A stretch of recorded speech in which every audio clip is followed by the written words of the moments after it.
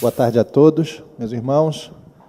É para mim uma renovada alegria nessa tarde tão bonita, de um sábado de maio, estar aqui reunido com vocês para discutirmos e conversarmos sobre, acima de tudo, o tema principal que sempre nos é muito caro, muito querido e muito prazeroso, sobre o qual refletir e dividir com vocês ideias, que é a doutrina espírita, em primeiro lugar, né? Essa doutrina que, como tivemos a oportunidade de conversar, e festejadamente é nomeada como assumindo e possuindo uma tríplice natureza, né? A sua natureza de filosofia, a sua natureza de ciência e a sua natureza, ou esfera, ou perspectiva, ou prisma de religião. Na oportunidade passada em que estivemos aqui juntos, tivemos a chance de recordarmos um pouco sobre esses três aspectos da doutrina espírita e da importância, né, da relevância e da alegria de termos individualmente, pessoalmente, descoberto a preponderância, né, da relevância do aspecto religioso da doutrina espírita.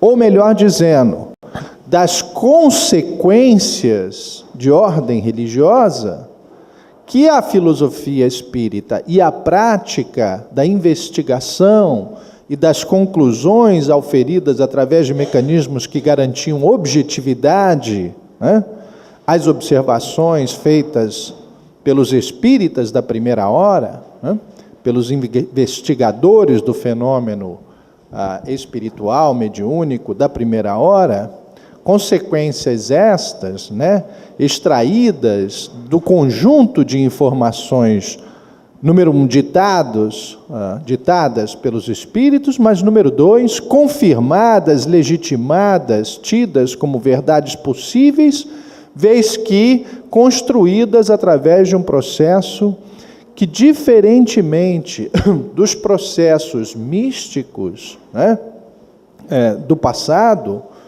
construindo narrativas mitológicas, pela primeira vez na história da humanidade, o transcendental, o sobrenatural,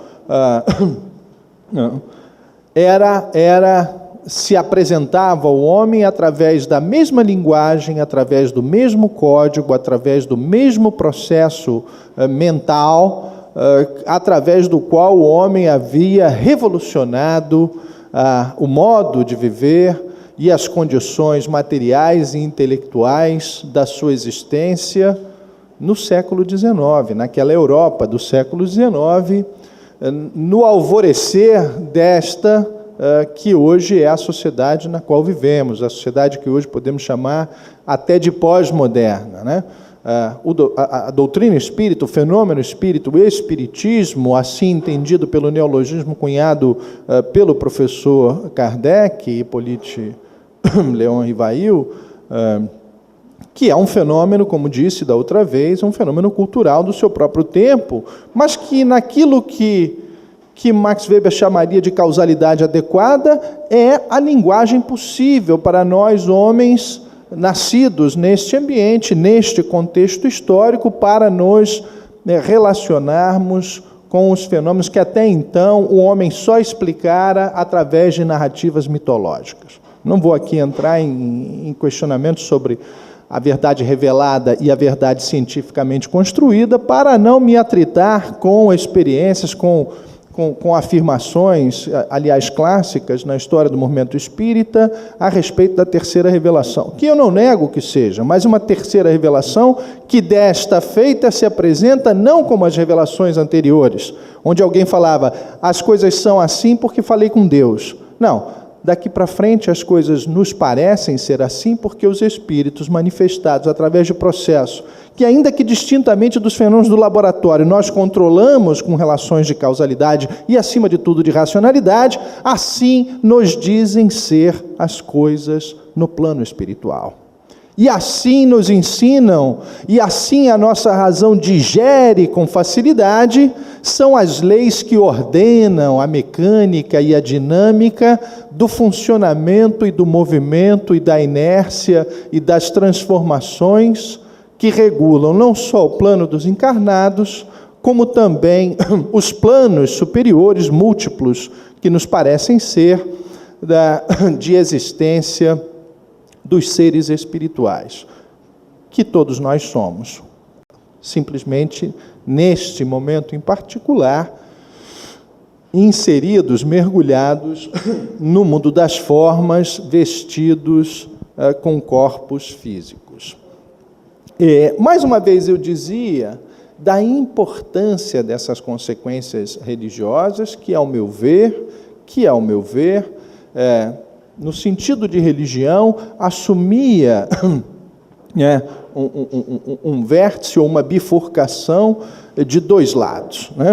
Religião enquanto religação com a divindade, que agora no mecanismo causa e efeito, causalidade adequadas a fins e observação objetivamente legitimada e informação objetivamente legitimada através dos critérios de objetividade, para não usar aqui a questão método científico, porque, na verdade, nos centros espíritas, na continuidade das manifestações e das comunicações dos espíritos, não necessariamente os médiuns e os dirigentes destes trabalhos mediúnicos aplicam com todo o seu rigor aquilo que nós, de um ponto de vista purista, epistemológico, científico ou filosófico, nós chamaríamos de método experimental ou método científico. Até porque e isso é que é relevante, não é o primeiro objetivo da doutrina espírita. Mas, retomando, do ponto de vista desta bifurcação, ou destas duas asas, ou desses dois lados das consequências religiosas,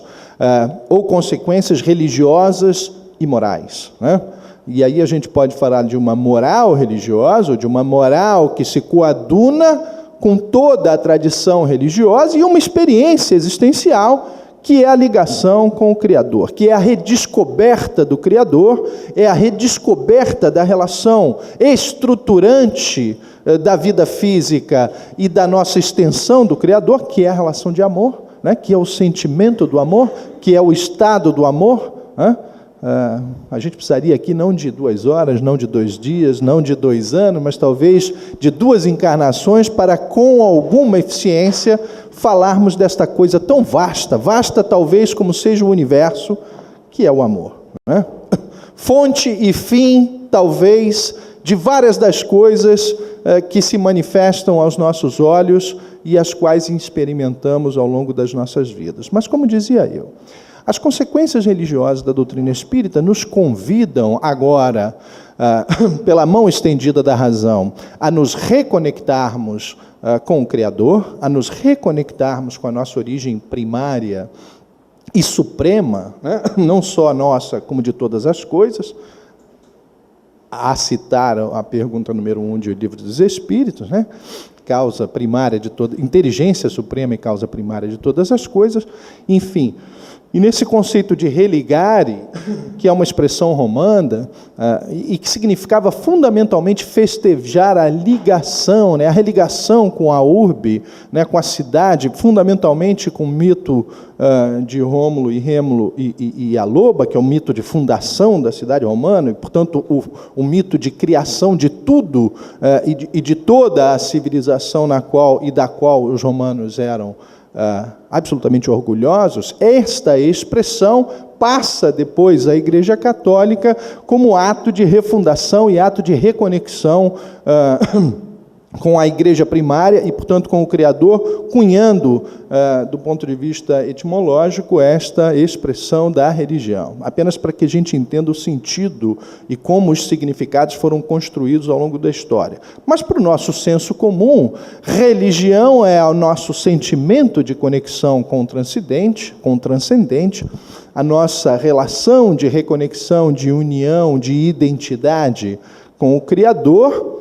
E, fundamentalmente, agora transpassando da experiência existencial única, exclusiva e subjetiva ao plano das exteriorizações, nos vislumbramos no plano do nosso comportamento, ou seja, no plano subjetivo dos nossos julgamentos entre valores e a sua coadunação ou a sua relação com a nossa conduta, que são as consequências morais, né, da compreensão, do estudo e da análise, mas, acima de tudo, da introspecção das informações ditadas pelos espíritos a Kardec, ou nomeadamente no seu conjunto, afirmadas pelo Espírito Verdade e os outros espíritos que participaram do movimento que culmina na compilação kardeciana.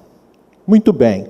Essas consequências morais nos trazem uma série de informações, as quais, e eu tive a oportunidade de dividir aqui com vocês na oportunidade passada, creio que a mais estruturante, após nós sermos escancaradamente jogados contra a verdade da nossa filiação divina, né? Contra a verdade inquestionável, inafastável, retorquível, né? Da presença do Criador em nossas vidas como causa determinante, ainda que seja a causa do nosso próprio livre-arbítrio, mas também sendo a causa da limitação do nosso livre-arbítrio onde ela se situa. Além da gente ser arremessado contra essa verdade, nós temos a possibilidade de conhecer as leis que regulam fundamentalmente a mecânica e a dinâmica, ou seja, a estrutura e o funcionamento do plano espiritual, que, dizia eu, em minha simplória e modesta opinião, tem como eixo principal a lei de ação e reação. A música é boa. Muito bem. Então, tem como elemento estruturante principal, no meu ver, no que tange a uma prática e uma conduta espírita, o conhecimento da lei de ação e reação. E por que disse isso? Porque creio que a lei de ação e reação, além de explicar e determinar vários mecanismos que nós, estudando a filosofia e a moral espírita, entendemos como conceitos de justiça, né? A lei de reação, ação e reação, nos parece ser o veículo transportador e aplicador dessa justiça, na medida em que explica fenômenos como, por exemplo, da reencarnação, ou pelo menos estrutura a dinâmica e o funcionamento dos mecanismos da reencarnação, dá sentido e significado a expressões do tipo: quem com ferro fere, com ferro será ferido, né? E do ponto de vista mais amplo, né, nos traz a grande consequência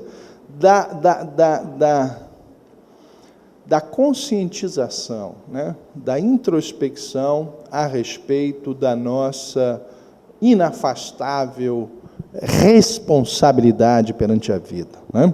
Responsabilidade que, disse eu também da outra vez, lembrando-me de uma palestra de Divaldo, citando de Joana de Anjos, que a distinção de todas as outras narrativas religiosas e filosóficas anteriores não impõe ao homem moderno a culpa, e, portanto, culpa que se conecta com a ideia de castigo que, na sua origem, principalmente na origem dos 2000 anos que antecedem a doutrina, ao advento da doutrina espírita, culpa, crime, consequência, e Foucault analisou isso, castigo, né? Portanto, a sequência do agir correto e do agir incorretamente em todas as tradições religiosas e discursos religiosos, narrativas religiosas e filosóficas passadas, estabelecia uma relação de culpa, pecado, castigo, dor e sofrimento.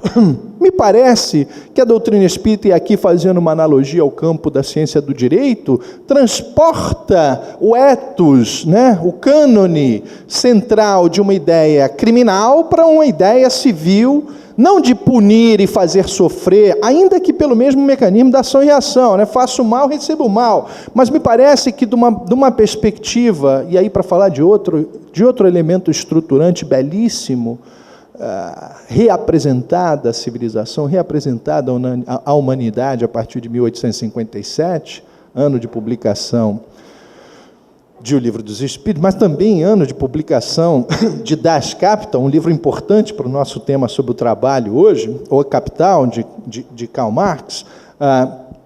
é o tema da caridade. Caridade que se revela pela indulgência, pela benevolência.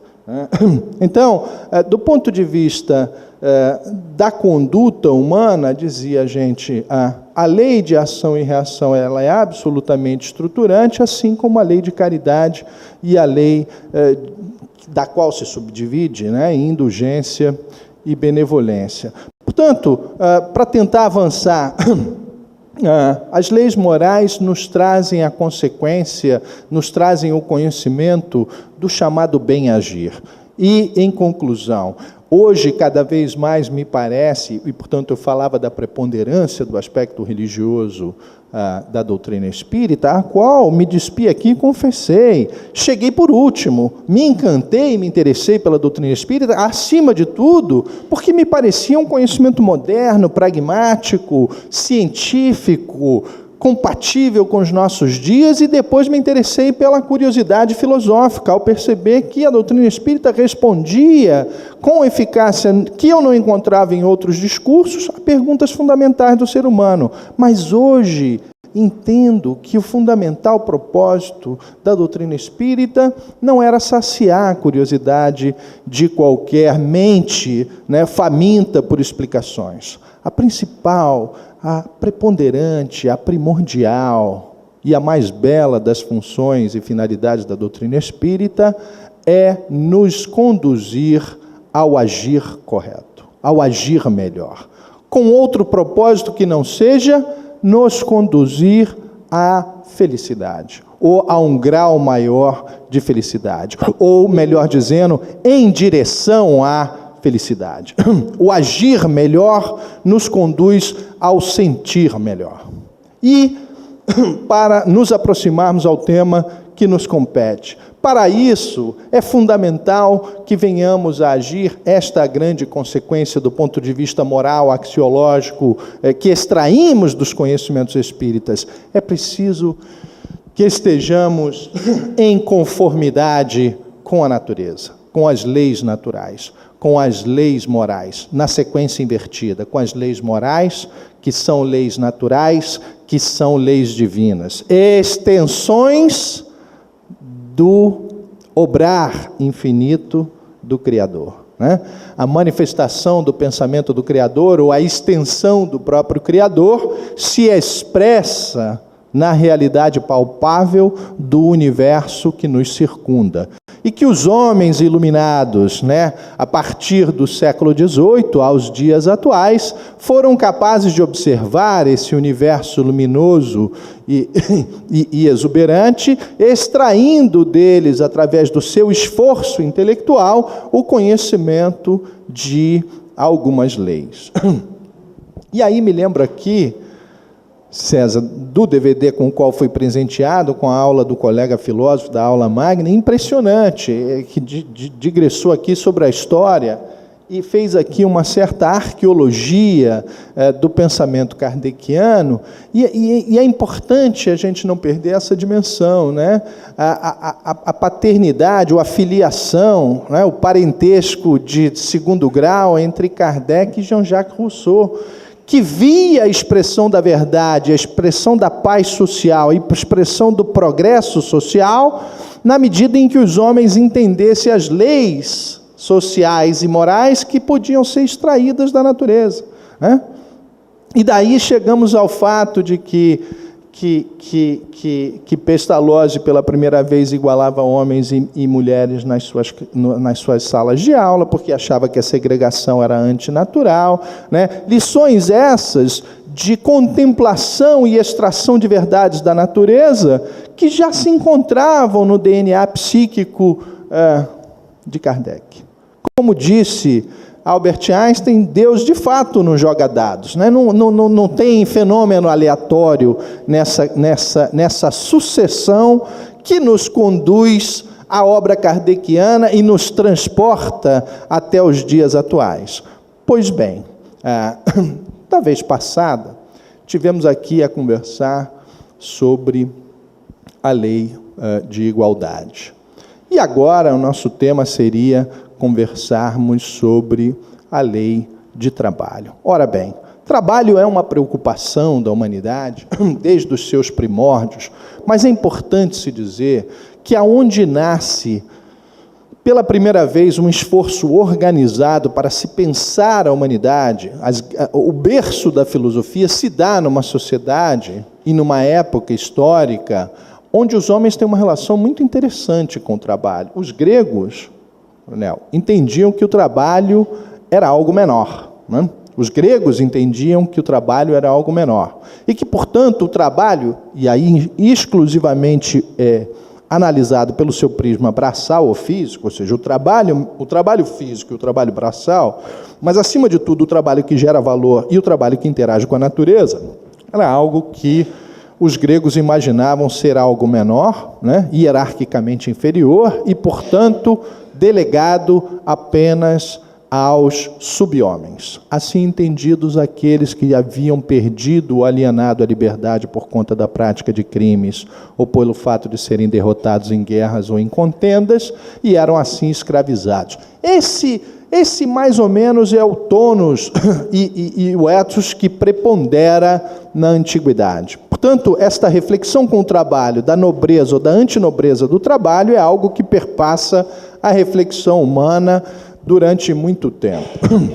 É óbvio que depois, no curso da Idade Média, pelo contrário, se extrai uma visão diferente dessa que se tinha na Antiguidade. Na Antiguidade se preza o trabalho intelectual, a contemplação, a expressão de verdades através da capacidade intelectual, o trabalho físico e o trabalho braçal, o trabalho árduo e o trabalho duro, deixado e relegado a segundo plano nas mãos dos escravos. Durante a Idade das Trevas ou Idade Média, este exercício mental, intelectual, de busca da verdade através da filosofia, é sepultado, quer dizer, colocado sobre um caixão que é lacrado e definitivamente enterrado, passa-se a valer apenas o trabalho de contemplação da verdade revelada na Sagrada Escritura, nos Evangelhos. Trata-se aí dos 1000 anos de predomínio da Igreja Católica,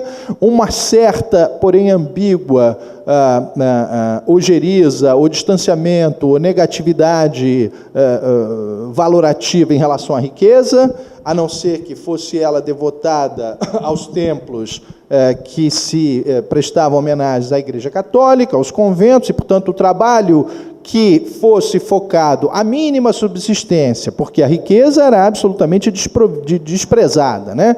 Quer dizer, no momento dessa Idade Média, a riqueza ela é vista com maus olhos pela Igreja Católica, que simultânea, porém ambiguamente, enobrece a pobreza, quer dizer, diz que ela é santificadora, mas ao mesmo tempo constrói uma igreja rica. E assim perduram esses 1000 anos, fazendo aqui uma síntese muito apertada, correndo um sério risco de ser insuficiente, e em certos momentos equivocada ou incompleta, mas apenas para a gente ir da antiguidade ao momento de mutação da Revolução Industrial e da chamada ética protestante, que pela primeira vez, um sociólogo alemão muito importante, o Max Weber, fala da importância do desenvolvimento dessa ética protestante, que, ao contrário do catolicismo ou da Igreja Católica ou do cristianismo obscuro, né, e trevoso da Idade Média, deixa de desestimular ou deixa de depreciar a riqueza, e essa ética protestante que passa a valorizar o trabalho duro e até mesmo a acumulação de riqueza, formando, né, esta sociedade capitalista que nós vamos encontrar na virada do século XVIII para o século XIX. A sociedade capitalista é essa, né, ou mutação é essa, que passa também de mãos dadas com toda a revolução científica, com toda a revolução monetarista, com a descoberta do Novo Mundo, da América, com a expansão do comércio internacional, com a globalização, na verdade, que se opera com o caminho, com o estabelecimento, vamos dizer assim, não a descoberta, né, o estabelecimento da rota marítima com as Índias, que, na verdade, passa a integrar de modo definitivo todos os continentes do planeta. Quer dizer, você religa a Europa à África, ao Oriente Médio, e você tem a descoberta, entre aspas, não é descoberta da América, porque aqui já viviam vários povos pré-colombianos, mas a descoberta aos olhos europeus da América. Essa sucessão de transformações vai criar uma sociedade onde, eu acredito, vão se instaurar essas vicissitudes que chamarão a atenção dos filósofos do século XIX, que vai chamar a atenção dos chamados socialistas, que vai chamar a atenção também de Kardec, quando, ao vislumbrar a natureza, e já conectado com esta ordem de problemas, porque antes de Kardec parar para compilar o Livro dos Espíritos, para escrever, antes do seu fenômeno espantador de contato com le table girant, ou seja, com as tábuas que giravam aos ares e se comunicavam com a plateia, como disse da outra vez, Kardec é um homem de seu tempo, e é um homem culto, aluno de Pestalozzi, neto intelectual de Rousseau, e que, portanto, provavelmente teve acesso ao pensamento filosófico que o precedeu. E, portanto, se conectou com as grandes preocupações que tiveram homens da estirpe de Jean-Jacques Rousseau, como já disse, mas também de John Locke, filósofo inglês, Thomas Hobbes, teórico do absolutismo, Proudhon, pai do chamado socialismo utópico. Vejam só os senhores. John Locke, que é um filósofo, hoje chamado filósofo pai do liberalismo, ou pai dos modernos pensamentos democráticos, tem, em um capítulo da sua obra, uma passagem belíssima que fala sobre a natureza humana.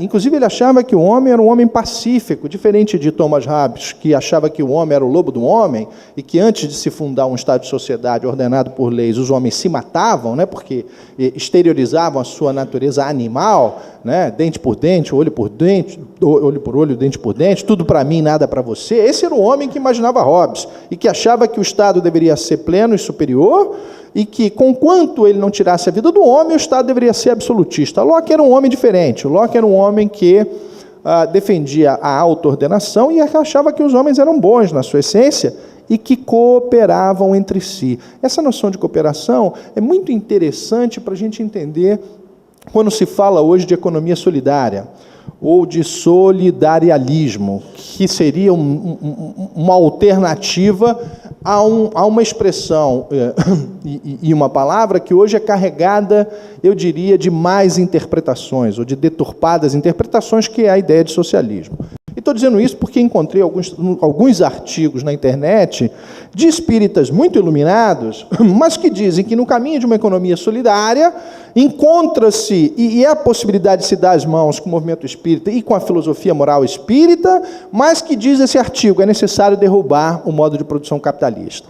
Porque o solidarialismo, ou o império da solidariedade, que seria extraído de uma ideia de caridade, que é tema central estruturante de uma moral espírita, seria absolutamente incompatível com as regras estruturantes ou com os princípios básicos que estruturam a civilização e o modo de produção capitalista. Eu aqui não tenho a menor pretensão de entrar profundamente nessa discussão, mas queria apenas situar por que eu colocava essas questões.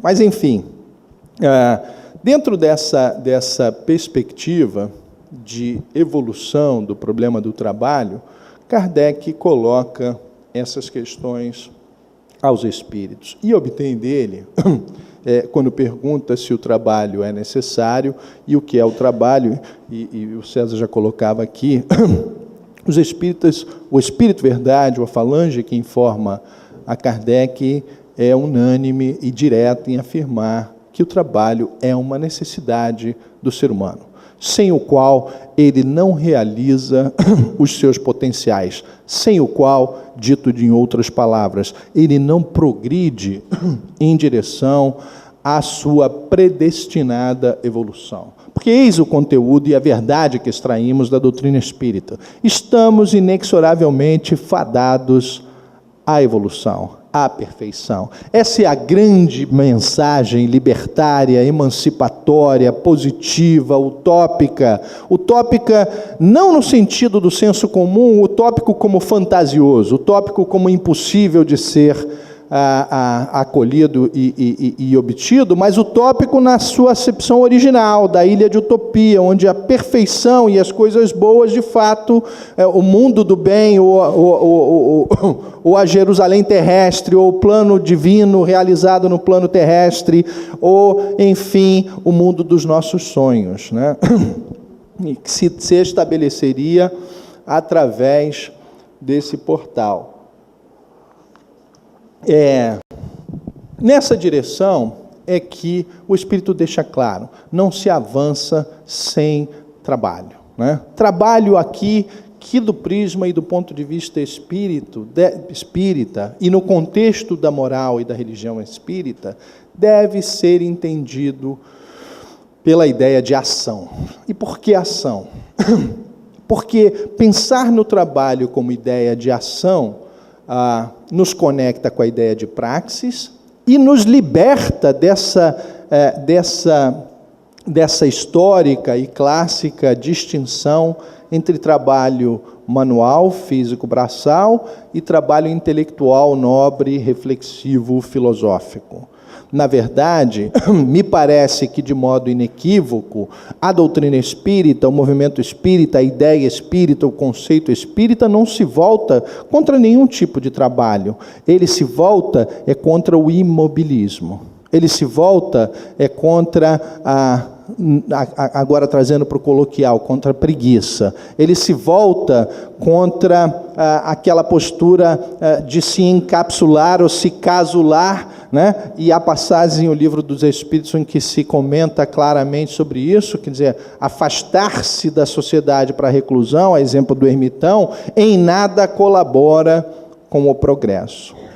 Muito bem, na passagem em que nós encontramos a lei de trabalho, né, vislumbramos que o universo é, acima de tudo, movimento, né? O ato fundamental, né, estruturador do universo é um ato de criação, portanto, um ato de transformação, portanto, um ato de movimentação.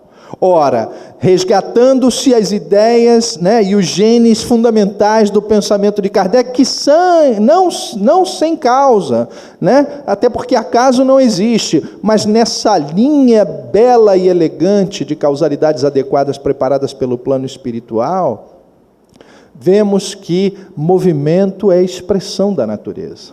A natureza não é estática, pelo contrário, a natureza trabalha incessantemente, e os Espíritos dizem isso nessa passagem. Não vou aqui fazer citações, porque nos resta um pouco tempo. Mas se mostra, né, e o Espírito de Verdade comenta, os animais igualmente trabalham. Mas a distinção dos homens, os animais trabalham exclusivamente para saciar as suas necessidades. O homem deve trabalhar e, portanto, reproduzir a natureza, se espelhar na natureza, agir transformando as ideias e transformando a matéria para, de uma maneira plena, potencial, expandir os seus horizontes, expandir a esfera de expressão da sua potencialidade divina, da sua filiação divina. Realmente, enfim, e como objetivo final, colaborar com o Criador no processo de expandir e transformar a realidade que nos circunda. E assim o fazemos quando, enfim, pegamos na enxada e trabalhamos a terra, quando conversamos com o próximo, quando nos relacionamos com a nossa parceira, quando educamos o nosso filho, quando fazemos qualquer ordem de trabalho, não importa se no Senado Federal ou limpando a latrina.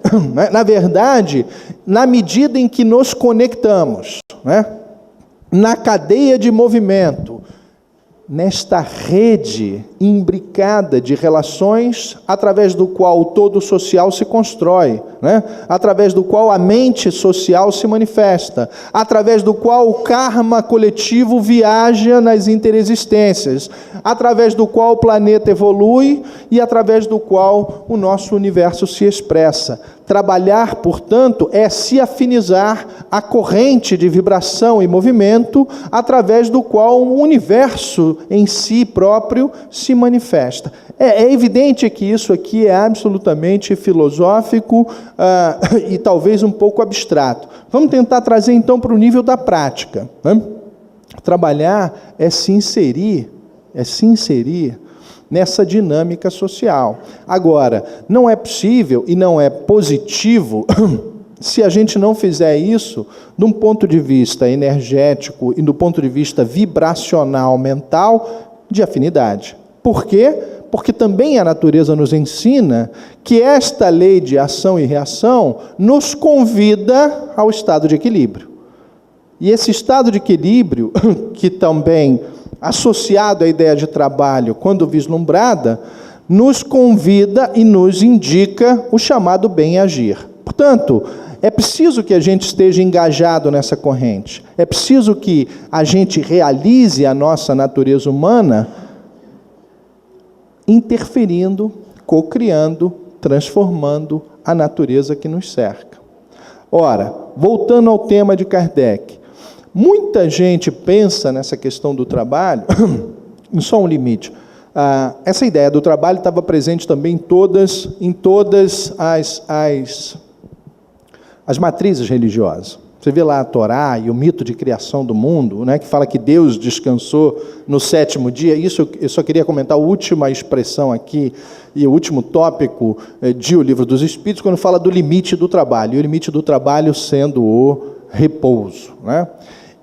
E veja como as interpretações arcaicas, antigas, geraram, né, na obrigação de não trabalhar, que nada mais é do que um princípio de compensação, gente. O limite do trabalho é porque aqui Kardec, com a sua elegância e com a sua singular capacidade intelectual, conectou e trouxe ao Espírito Verdade questões de filosofia social que eram duamilenares, né, que estão presentes no pensamento do homem. Portanto, ele abordou essa diferença do trabalho, ainda que subliminarmente, ainda que indiretamente. Ele abordou, e me parece claro que o Espírito Verdade supera essas distinções, dizendo que o trabalho, acima de tudo, é uma condição natural, é uma lei natural do ser humano. Eu não quero aqui dizer que o dignifica, porque, infelizmente, essa frase estava escrita no portão de Auschwitz, né? Então, você vê como é que boas ideias e boas frases podem ser tão mal versadas, né? Tão mal utilizadas, porque no templo máximo da desumanidade você tinha uma expressão de absoluta elegância, beleza e profundidade. Por isso, talvez até seja válido não usar. Mas você vê como é que determinadas regras de adequação e conformidade do comportamento humano à sua própria natureza, e o Espírito Verdade fala, o trabalho é digno, e o seu limite é o limite da capacidade humana, é o limite do seu esforço, é o limite das suas forças. E você compelir os indivíduos a trabalhar além das suas forças físicas, se destoa da natureza. Até porque eu começo a cometer o mal ao terceiro. Portanto, a sabedoria popular e essa regra de que você tem que haver temperança, tem que haver tempero, tem que haver adequação entre o trabalho, o excesso de trabalho e o repouso, está presente desde a lei hebraica, que fala que você precisa descansar no sábado, né? Sábado que gerou a tese aí do sábado dos adventistas, né? Que são ali fundamentalistas. O cara nem sabe por quê, mas ele defende tanto o sábado contra o domingo, né? Que no fim, se você não é iniciado nessa discussão, ela fica uma discussão hoje absolutamente sem sentido. Eu, uma vez, fui assistir um programa sobre isso e realmente não consegui entender por que essa celeuma tanto do sábado. Mas você vê que o que nada mais é do que um comando para cuidar bem da saúde, assim como não comer determinado alimento que na antiguidade não guardava muita asepsia, se transformou, gente, numa lei divina. Então, para chegar na conclusão, a gente tem que entender a lei divina não como um negócio lá que fica papai do céu, velho barbudo, escrevendo um negócio, olha, você tem que fazer, e se você não fizer, você está errado. Então, você vai estar pecando, ou você vai ou para o inferno, ou vai para o umbral, que é o seu equivalente espiritista, né? Um umbral, muito tempo de umbral, você perde a noção da temporalidade, virou um inferno. Mas isso é um papo para outra conversa. Mas a questão não é a lei moral da doutrina espírita é a lei que acaricia a razão, né? E, portanto, o repouso nada mais é do que um encontro com a própria natureza.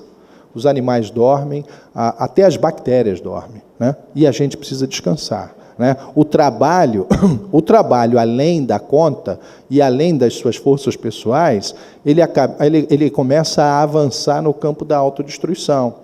E se é verdade que o suicídio é repudiado, né, é socialmente reprovado e espiritualmente reprovado, não tenha dúvida que o excesso, na expressão vulgar, né, se matar de trabalhar, né, é absolutamente eivado da mesma carga negativa, né?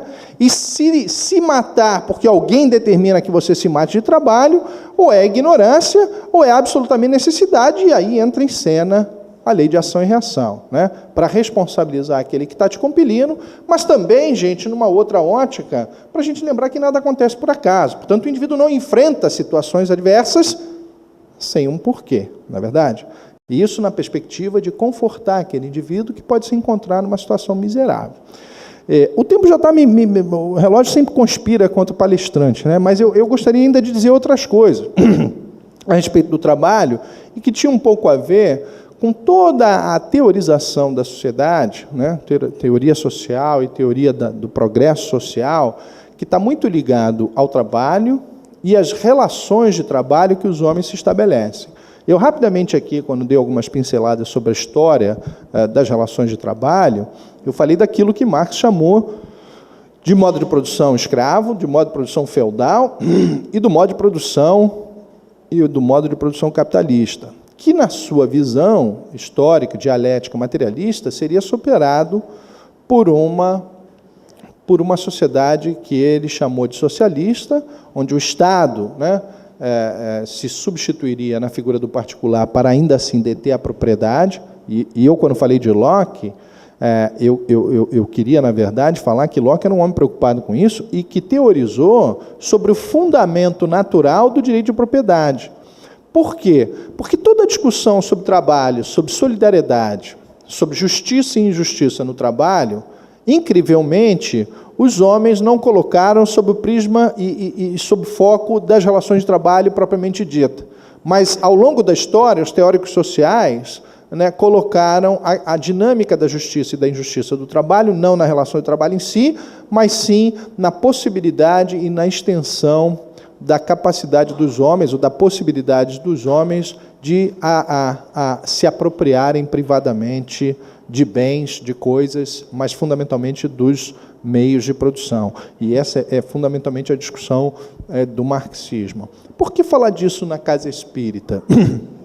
Exatamente porque, e a gente discutia isso na semana passada, essa é uma reflexão interessante, porque a gente acredita que os homens são iguais em todas as suas expressões, mas se dividem de acordo com as escolhas que fazem, porque esta é fundamentalmente a regra, ao meu ver, mais estruturante do que a gente poderia chamar de uma sociologia espírita ou de uma teoria das relações sociais entre os espíritos encarnados ou desencarnados. Não é verdade? Então, muitas vezes, aquilo que nos parece injusto, né, divisões de classe, excesso de trabalho, pessoas que não trabalham, que foram objeto dessa análise aqui do próprio Espírito Verdade, quando Kardec pergunta, e aquela pessoa que tem recursos próprios e não precisa trabalhar? E o Espírito Verdade fala, olha, se for o não trabalho pelo ócio, puramente dito, é absolutamente reprovado. Mas se ele, ao não se envolver com trabalho, porque ele não precisa trabalhar mais para a sua própria sobrevivência, se ele trabalhar em prol dos outros, ele deve trabalhar em prol dos outros, né? Mas se ele trabalhar intelectualmente em prol dos outros, isso é socialmente aprovado, isso é aprovado à luz da espiritualidade maior, à luz de uma perspectiva espiritual, espírita, dos fatos e dos homens. Mas a questão que eu ia colocar é o seguinte: me parece que os espíritos, eu tenho certeza que os espíritos não erram, né? Muitas vezes até a gente tende a tentar criar mecanismos para desafiar essas prescrições. Mas o fato é que a maneira como eu vejo a mutação, e existem alguns teóricos sociais espíritas que hoje dizem, não, essa história de que a gente vai mudar a sociedade mudando os homens, não resolve, e aí arrumam citações muito casualisticamente colocadas para justificar que o movimento espírita ou a filosofia espírita deveria, como uma praxe classicamente revolucionária, se posicionar contra o status quo. Como que, em última instância, ele dissesse o seguinte: é impossível ser espírita e bater palmas para o capitalismo, para a apropriação privada ou para a detenção, propriedade privada dos meios de produção, que, na verdade, perpetuam uma relação de extração de mais-valia, de expoliação, de exploração de um homem pelo homem. O que estruturalmente, disse Marx, era o sistema capitalista. Aí eu vou voltar para o professor querido Allan Kardec, Hippolyte Léon Rivail Denisard, na sua filiação indireta com Jean-Jacques Rousseau, e entender e, de novo, voltar candidamente os meus olhos para a natureza e lembrar, primeiramente, de que ela, ao contrário do sapo, não dá salto, não é verdade? E aí, que realmente a mutação, né, individual, ou pequenas mudanças na média da coletividade geral, acabam trazendo impulsos e mutações positivas ao contexto da sociedade. E eu vou dar um exemplo para vocês. Por exemplo, aquele direito de propriedade absoluto, inequívoco, ou seja, é meu, faço o que quero, uso, gozo e fruo, né? Usufruir e dispor ao seu bel prazer é um conceito do século XIX, um conceito que foi absolutamente hediondo, reprovado. Não foi nem pelo Marx, não, era pelo companheiro dele, o Engels, que era um cara até muito abastado, mas de um sentimento de repulsa pela diferença e pela exploração do outro muito grande. E eu acho que ele estava bem intencionado quando pensou aquilo. Mas o que eu queria dizer é que, se é verdade que a propriedade privada era incondicionada e os homens podiam fazer o que quisessem com aquilo que o direito dissesse que era a propriedade deles, 150 anos depois, César, não pode mais. Hoje, nos países europeus, essa é uma ideia também presente no direito americano, mas fundamentalmente hoje, classicamente grafado no Código Civil brasileiro, não basta, quer dizer, o Estado constitucional brasileiro não tutela exclusivamente a propriedade. Ele tutela a propriedade que, abre aspas, tem uma função social. Portanto, a gente progrediu, né, de um individualismo, não para um socialismo, mas talvez, e esse é um pouco o meu métier, a teoria do Estado, a gente vive num Estado democrático de direito, numa social-democracia, num Estado social-democrático de direito. Portanto, é um Estado fundado num princípio de solidariedade. Ivan, isso é muito bonito na teoria, mas na prática é diferente. Mas tudo bem, mas já está na Constituição. O que significa estar na Constituição? Significa de que a seta aponta nessa direção, na direção da solidariedade. Portanto, você vê um documento jurídico hoje resgatar um conceito que há 200 anos se encontrava apenas inscrito nas consciências morais, né, religiosas. Fazia parte de um programa idealístico, né, distante, agora vou usar do senso comum, utópico dos iluministas. Mas hoje está real. Hoje o princípio de uma social-democracia, de um Estado de providência, né? E Kardec fala que a condição para o progresso das sociedades humanas era a educação que dotasse os homens de racionalidade e previdência, né? E previdência. Isso está em O Livro dos Espíritos. E o que a gente tenta construir hoje, ele fala, né? Ele tem digressões morais ali a respeito da proteção da velhice, né? De que é legítimo o homem trabalhar, se apropriar e guardar para usufruir da sua poupança no momento que ele não pode mais. E aí Kardec pergunta, mas aquele cara que está na velhice e não guardou nada, ou não conseguiu guardar nada? Ele falou, bom, a família tem que ajudar. E se a família... Olha a visão de Kardec. E se a família não fizer, coronel, quem tem que fazer? O Estado. E hoje o Estado de Previdência é uma realidade. Ela não é uma realidade perfeita, o mundo ainda não é igual. A África vive um determinado estado, né, de sociedade, a América Latina vive outro, a Ásia hoje vive outro. Existem grandes progressos que aconteceram nos últimos 30 anos, mas se a gente olhar hoje, vamos olhar como exemplo os progressos que fizeram as sociedades nórdicas, os países escandinavos, que vivem hoje, do ponto de vista da solidariedade em relação à coletividade e às condições materiais da subsistência e da vida, vive um estado, eu diria a vocês, se eu tivesse aqui que plasmar o que seria a solidariedade social, ou um estado social, ou um estado de relações materiais em um mundo de regeneração, eu acho que a gente já pode ver espasmos desse mundo de regeneração, né, pulsando nesses exemplos de dignidade humana, de solidariedade social, de estado de previdência, e enfrentando até esses problemas, porque esses estados foram tão benevolentes e indulgentes, no sentido de serem generosos com as suas populações, que criaram o que eles hoje chamam de as questões de déficit de previdência. Quer dizer, hoje, a grande reflexão dos estados de previdência, né, dos estados modernos de solidariedade europeu, é como financiar a solidariedade. E este é o grande convite nosso para pensar o mundo um mundo de solidariedade, né? Então, voltando aqui para a gente tentar dar um gancho. Pensar a economia solidária, pensar um ethos e uma estruturação social onde a solidariedade seja o gancho, não é uma coisa tão distante. Em primeiro lugar, eu gostaria de trazer essa que eu acho que é boa notícia, né? Porque a gente só fala mal, a gente só vê coisa ruim. Mas dizer o seguinte, olha, pelo menos do ponto de vista da infraestrutura normativa do Estado brasileiro e do que propõe hoje o moderno pensamento social e, acima de tudo, o que está permeando esses Estados europeus é a ideia de solidariedade. Esta é a grande consequência, esse é o grande resultado, né, dos desatinos do homem do século XIX e do século que o antecedeu, né, quer dizer, desculpe, do século XIX e do século XX. Infelizmente, foi preciso que a gente fosse ao máximo da barbárie, né, ao limiar da autodestruição, para nos convencermos de que precisamos dar as mãos, né? O Estado democrático de direito, o welfare state, o Estado de solidariedade, o Estado de previdência, são consequências da desrazão máxima de 2 guerras mundiais na primeira metade do século XX. Né?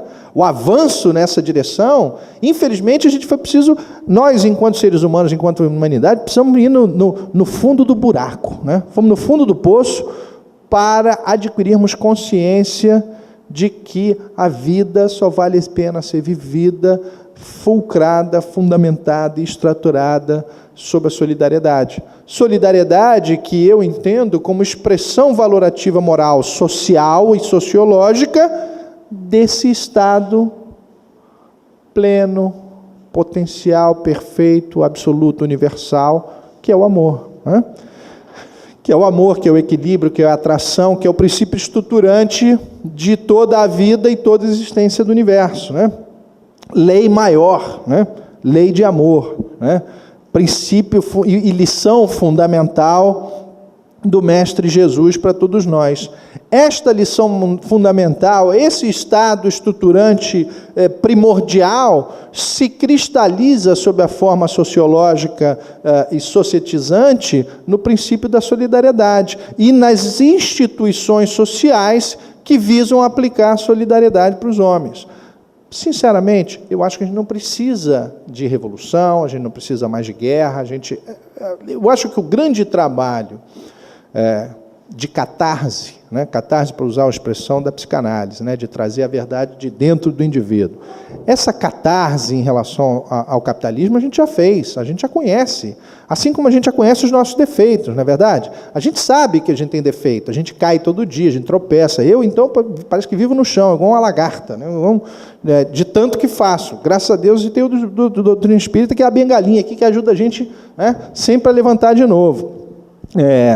Mas assim como a gente conhece os nossos defeitos e a gente luta contra eles na direção da superação, e esse me parece é a grande dinâmica dialética, né, da evolução universal e da evolução dos espíritos, da evolução das criaturas, eu acho que a sociedade está trilhando o mesmo número. E aí a gente adota uma perspectiva positiva, otimista, ou a gente continua como os outros aí, né? Batendo na porta, criticando, chato, rabugentamente, né? Mas, graças a Deus, eu acho que a gente tem referenciais hoje para muito próximo de Papai do Céu, de mão dadas com Jesus, continuar caminhando nessa direção aí. Muito obrigado. Tá? Um abraço. É fazer uma educação conservadora ou uma educação transformadora? O que o Espiritismo traz para tirar o Brasil justamente dessa falta de conscientização? E o Instituto de Cultura Espírita, eu posso dizer com legitimidade que eu sou filho daqui, eu vim desde a Faculdade de Estudos Psíquicos, eu era garoto ainda, aí o Diolino falava no rádio, eu dizia, não, quero me formar para a faculdade, para ir para o Instituto. Não, fui antes, fui como de calças curtas. Então, gente, esse tema teu é realmente muito importante, é muito importante mesmo, e traz para a liderança de espírito essa reflexão, que você coloca muito, essa reflexão de trazer o espiritismo e os problemas humanos do Diolino, que para mim foi uma maravilha, eu fiquei muito entusiasmado com ele, e ele realmente traz esses elementos de educação, de como a gente realmente se conscientizar e trazer a contribuição espírita para os nossos problemas. Eu concordo, eu só diria o seguinte, é por isso que a gente tem tanto carinho pelo Instituto, né? Eu acho que a doutrina espírita, ela existe também para dialogar com todos os saberes humanos, né? A doutrina espírita, ela não vem ao mundo... Ou a gente acredita que o mundo é uma sucessão de entrechoques de átomos e partículas governados pelo acaso, o que equivale a dizer desgovernados, ou a gente, como os neoplatônicos, positivamente, vamos entender que existe um logos, né? Que existe uma grande razão ordenando isso. Se a gente entender que existe uma razão determinando a sucessão dos fatos e o transcorrer da história, a gente vai entender para que a doutrina espírita vem. A doutrina espírita vem para instrumentalizar o homem do dia de hoje, né? Para se posicionar no mundo e continuar no caminho de ascensão a uma condição melhor, né? A da sua libertação, do seu progresso, da sua evolução em direção à perfeição. Perfeição, um conceito esse que a gente intui, mas não tem a menor ideia do que seja, né? Essa é a grande verdade, seres imperfeitos que somos. Mas é com muita alegria, muito carinho que a gente tem nessa casa, porque esta é a casa onde esse diálogo da perspectiva espírita com os demais saberes humanos se estabelece com uma excelência única, né? Esta é a casa onde isso, de fato, se materializa. E contribui naquilo que você comentou, que é um conceito fundamental, né? Que é trazer o homem à sua consciência, é ter ciência de si próprio e do próprio mundo em que ele atua e transforma. Essa é a grande função da educação, né? Trazer racionalidade, trazer consciência acima de tudo. A racionalidade é um mecanismo moderno, atual, contemporâneo, de adquirir consciência. Já existiram outros, né? Na história da humanidade. E talvez não seja o único, até porque muito se fala sobre os estados intuitivos, né?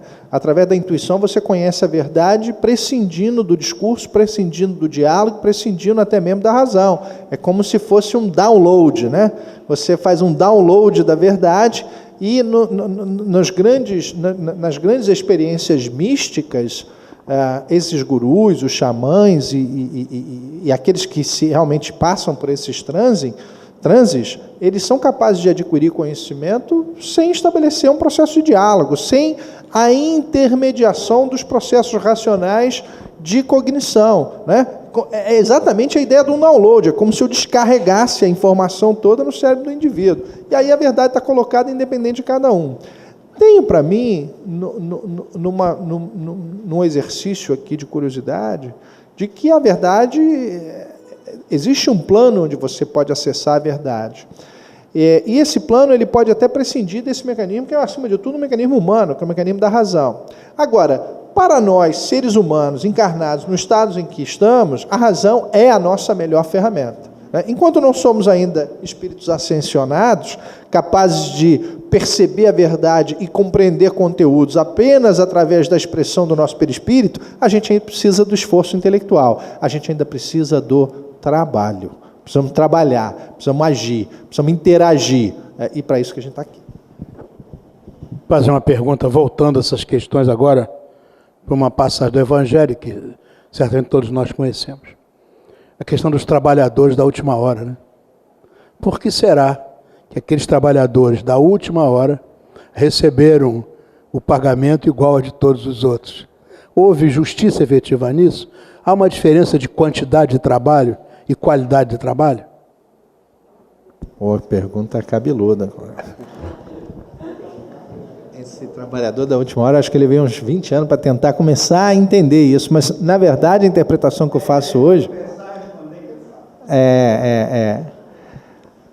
mas a resposta disso aí tem muito a ver com a nossa última intervenção aqui no Instituto, que é fundamentalmente o princípio da igualdade, né? De que Papai do Céu não distingue, que na verdade, se é verdade que hoje a gente fala que justiça social é igualar as oportunidades na largada dos indivíduos, né? Na sua progressão durante a existência física, no processo educacional, é a igualdade de condições. Esta parábola, ele estabelece a igualdade levada à sua radical última expressão, que é igualdade na largada e na chegada, como quem diz o seguinte: o Papai do Céu não estabelece qualquer distinção, né? Uma vez colocando-se à disposição para o trabalho, você está co-contribuindo com a questão toda.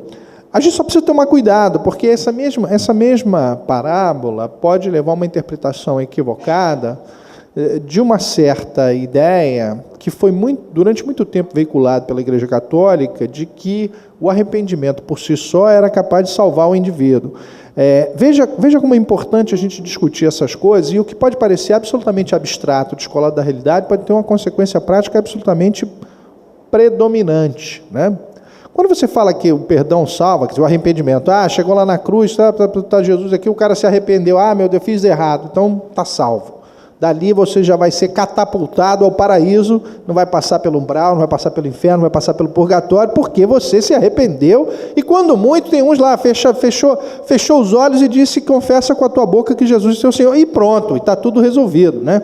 Como se esse mantra, né, como uma afirmação dessas palavras, fosse capaz realmente de carregar um potencial liberatório, emancipatório, salvador na perspectiva espiritual.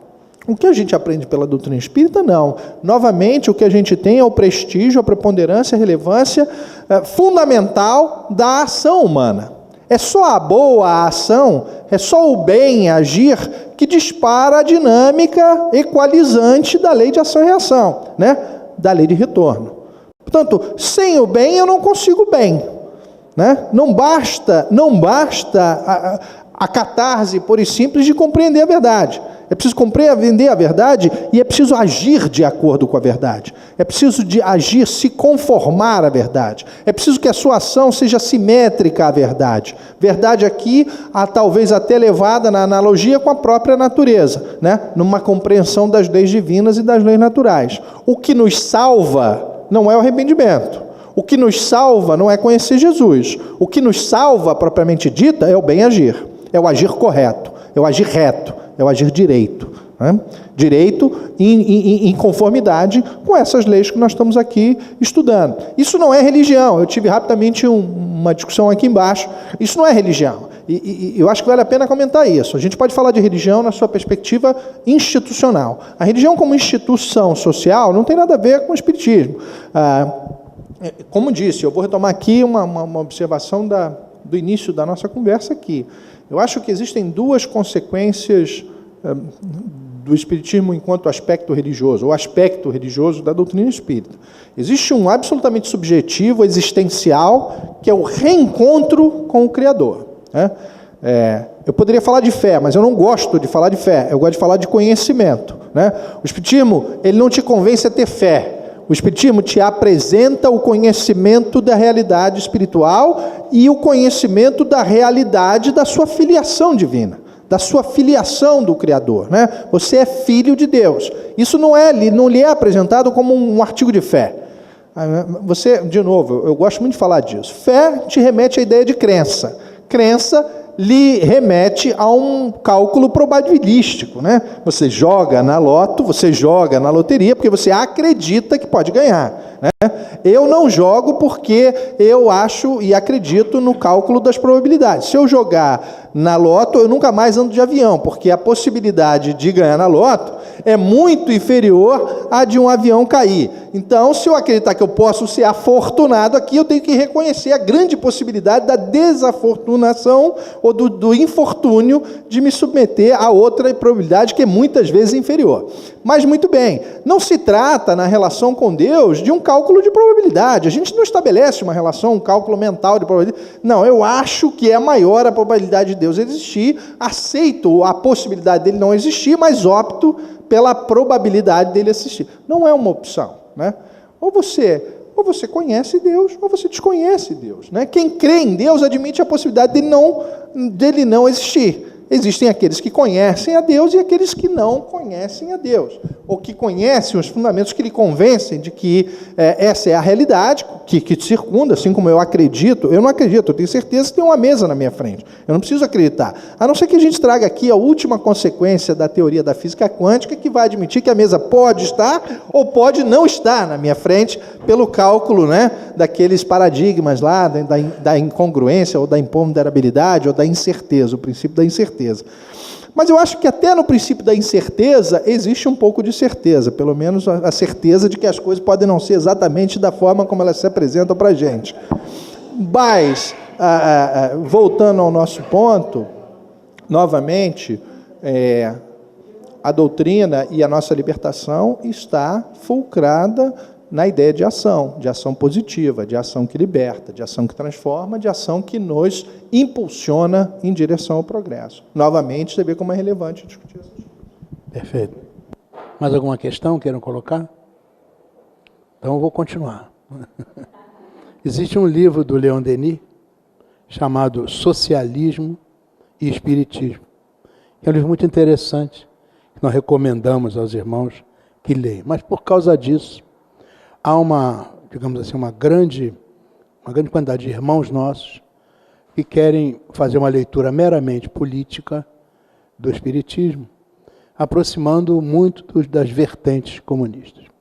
Diga-se de passagem, realizou-se recentemente em Cuba um congresso espírita mundial. Foi interessante, porque Cuba, depois do Brasil, é o lugar onde há mais casas espíritas. Também não sabia.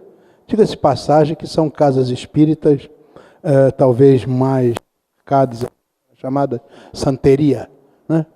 Eles gostam muito das curações, as curas, essas coisas assim. Em Cuba, as curas, eles querem muito mais a parte mística, a coisa assim.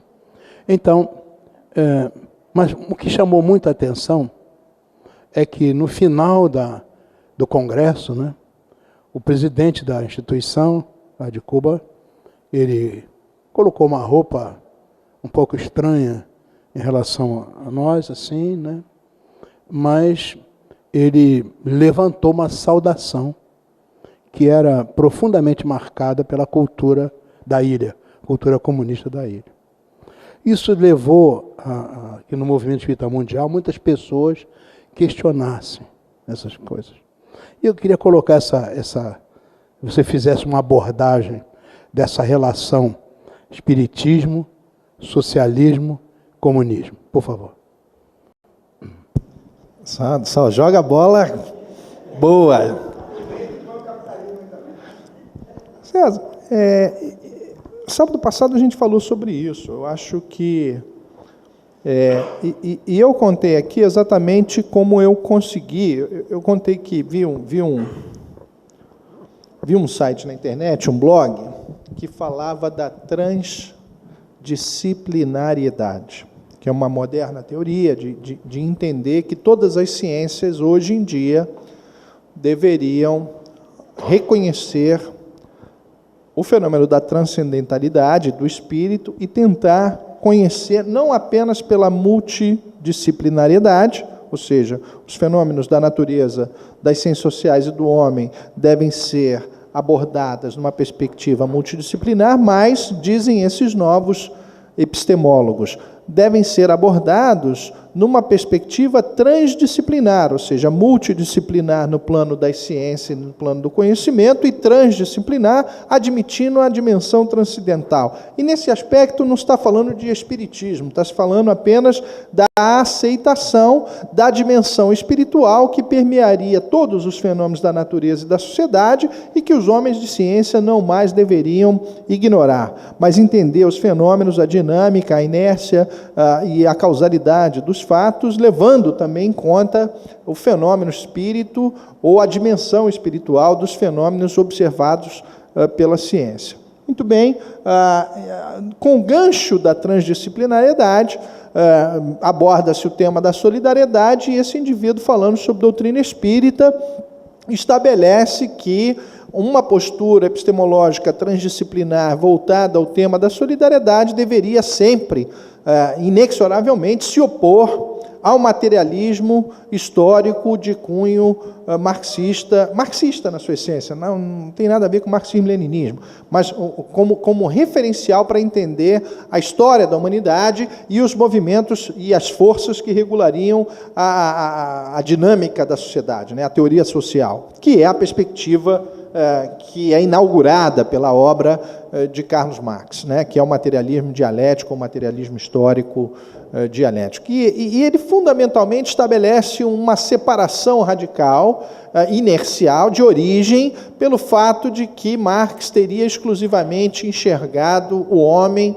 como absolutamente determinado pelas condições materiais da sua existência, enquanto a perspectiva espírita, né, via o espírito como causa estruturante de toda a realidade circundante, novamente para usar uma expressão de um filósofo alemão contemporâneo, né? Portanto, essa diferença radical nos pontos de partida, ou seja, um homem absolutamente material determinando sua consciência pelas condições materiais de existência, vis-à-vis a um homem espiritual, temporariamente imerso no mundo das formas e absolutamente determinados por condições pré-existentes espirituais. Isso faria com que, no dizer desse autor, espiritismo e marxismo andassem em trilhos absolutamente separados, paralelos, para nunca mais se tocar em nenhum ponto do universo na trajetória dessas duas linhas paralelas. E a partir daí, ele obviamente cria um nível de desenvolvimento desse raciocínio para se opor ao raciocínio socialista, né, que é a consequência natural do pensar marxista, que entende, né, no embate das forças contraditórias, dialéticas entre escravismo, as forças de emancipação da classe operária e da classe dominada vis-à-vis a burguesia detentora do capital e proprietária dos meios de produção.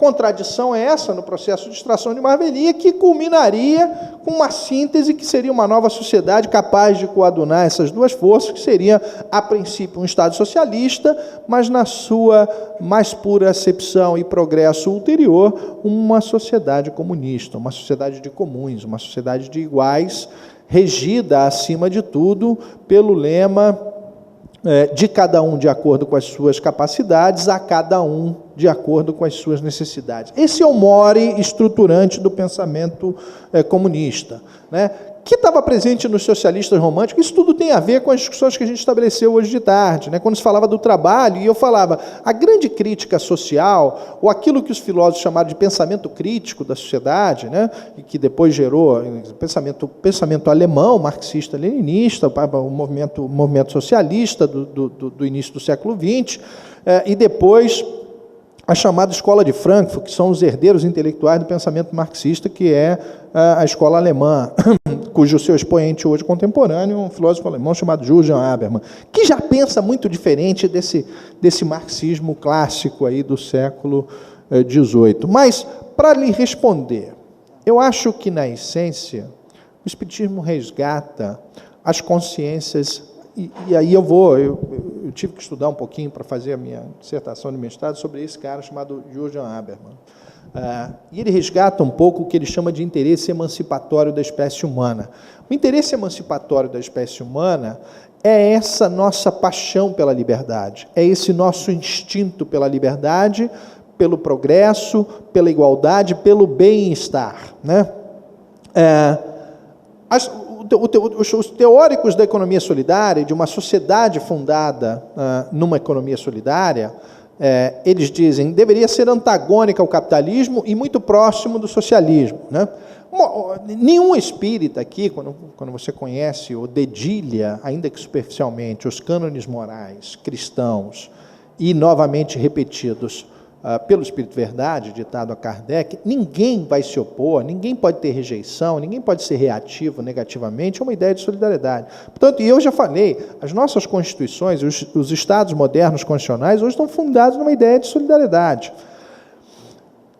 É inequívoco, é inegável que o pensamento, que o desejo por trás, estruturante, a motivação política, a motivação axiológica, valorativa do pensamento socialista comunista, é uma sociedade onde os homens sejam iguais e solidários entre si, que venham a cooperar entre si. É evidente que, do ponto de vista da meta última, do ponto de vista do tipo ideal, ou seja, do modelo ideal de sociedade, todos nós, no âmago, no fundo dos nossos corações e nas dimensões mais interiores das nossas consciências, ninguém consegue ter repulsa a isso. Todo mundo deseja uma sociedade solidária, uma sociedade de homens iguais, uma sociedade de pessoas que têm iguais oportunidades. Por quê? Porque a evolução da humanidade já perpassou e rejeitou conceitos que pensam diferente disso. E que, com muito respeito, e eu acho que um outro conceito da nossa contemporaneidade é a aceitação incondicional da diferença. Portanto, caridade, que é o outro valor estruturante da moral cristã espírita, passa pela multiplicidade, né? Passa pela aceitação da diferença, passa exatamente pela convivência com o distinto, né? Integrar-se pela aceitação da diferença, né?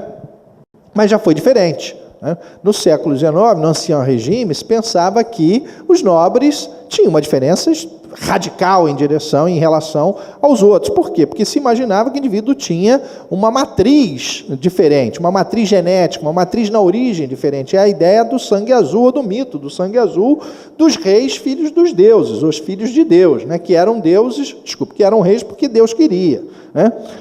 E isso aqui foi até discutido na palestra, na aula magna, que a modernidade superou.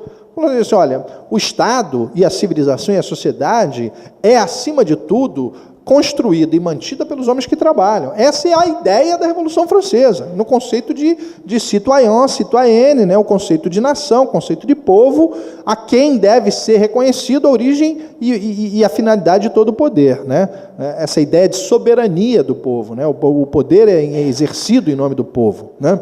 Ele é a causa do poder e em seu nome ele é exercido. Isso está escrito também na nossa Constituição. Mas, como eu dizia, se pensou diferente. Não tenha dúvida, no Estado Nacional Socialista dos anos 40, algumas pessoas tinham uma crença fiel. Eu não quero aqui fazer julgamento de natureza nenhuma, mas se você pensar numa criança que nasce naquele Estado nazista, ele era capaz, sim, de acreditar que ele era superior do outro. Por quê? Porque essa era uma mentira de que, tão repetida, parecia ser verdade para aquelas crianças.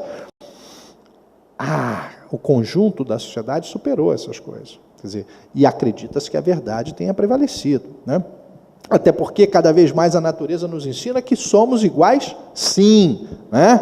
Temos a mesma codificação genética, essas mínimas variações são absolutamente periféricas. Então, como eu dizia,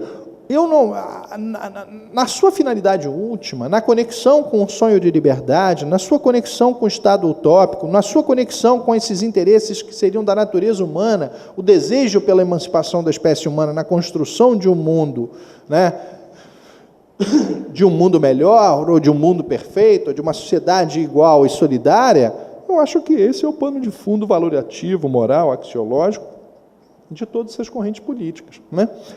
Isso está presente desde o Sermão da Montanha, mas o curso da história Até porque, e aí a beleza, a elegância, a adequação da doutrina espírita como referencial para nos voltarmos para o fenômeno da história, ou seja, da sucessão temporal na viagem da civilização humana em direção ao futuro, você sabe que a história acabou se desenvolvendo de uma maneira diferente. Até porque, para que a gente conseguisse algumas vitórias sobre a natureza, no desenvolvimento da tecnologia, no desenvolvimento da navegação, primeiro marítima, depois aérea, para a integração das sociedades, foi fundamental que algumas pessoas tivessem poder, acumulassem recursos e literalmente fizesse acontecer. E o curso da história vai diferente. Agora, existem pontos em comum? Existem. Agora, a maneira de se instrumentalizar o caminho é onde eu acho que as coisas radicalmente se distinguem, né?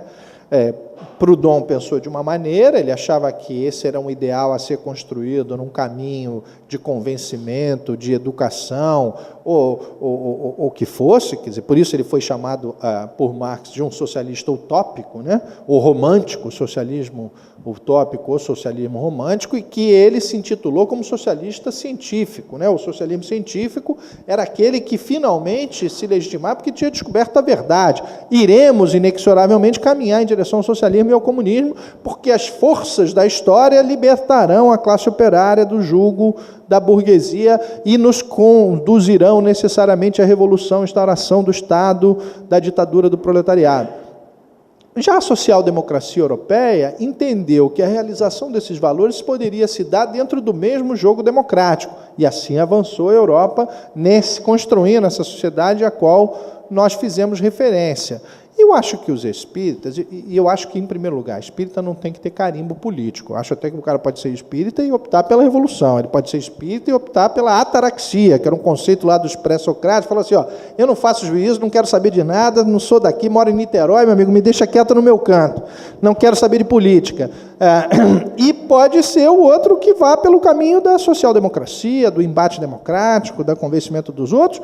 Agora, muito pelo contrário. E tem os outros que acham que constroem a revolução e que constroem uma economia.